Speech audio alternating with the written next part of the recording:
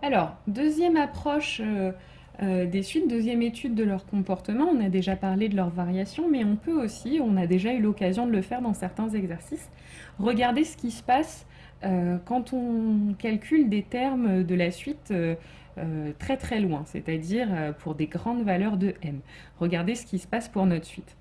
Alors ça, c'est ce qu'on appelle la notion de limite d'une suite. Vers quelle limite elle va se rapprocher. Alors, il y a plusieurs cas. Premier cas, le cas des limites finies. Là, quand je regarde la suite un, avec un qui est égal à 1 plus 1 sur n, voilà le graphe qu'on peut dessiner pour cette suite.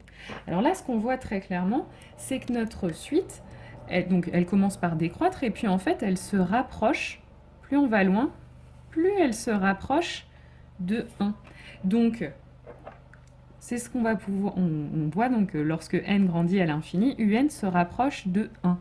Donc 1 est appelé la limite de la suite un, ce qui se note limite quand n tend vers plus l'infini de un égale 1.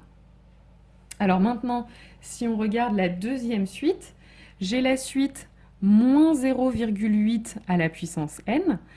Je l'ai dessinée, et donc là, ce qu'on observe, c'est que donc notre suite, elle oscille un petit peu, et puis finalement, elle se rapproche cette fois de 0. Vous voyez que, hop, ça se rapproche de cette droite de 0. Donc la limite de moins 0,8 à la puissance n quand n tend vers plus l'infini, ça semble être 0. Alors maintenant, deuxième cas de figure, la limite peut être infinie.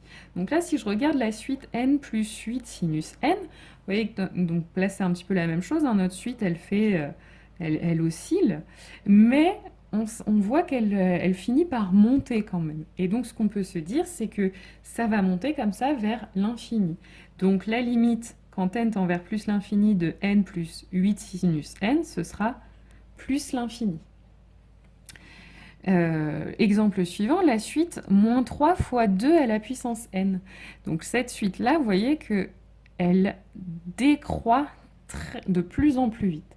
Donc elle a l'air de tendre vers moins l'infini. Donc la limite de moins 3 fois 2 à la puissance n, quand n tend vers plus l'infini, c'est moins l'infini.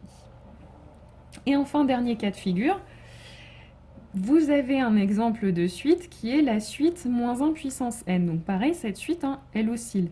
Mais le problème, c'est qu'elle oscille entre moins 1 et 1. Un coup, elle vaut 1, un coup, elle vaut moins 1. Mais elle ne se rapproche ni d'une valeur, hein, puisqu'elle ne se rapproche ni de 1 ni de moins 1. Elle va vraiment alterner. Et puis, elle ne va pas non plus vers plus l'infini, pas non plus vers moins l'infini. Donc ce genre de suite, c'est une suite qui n'a pas de limite. C'est le dernier cas possible.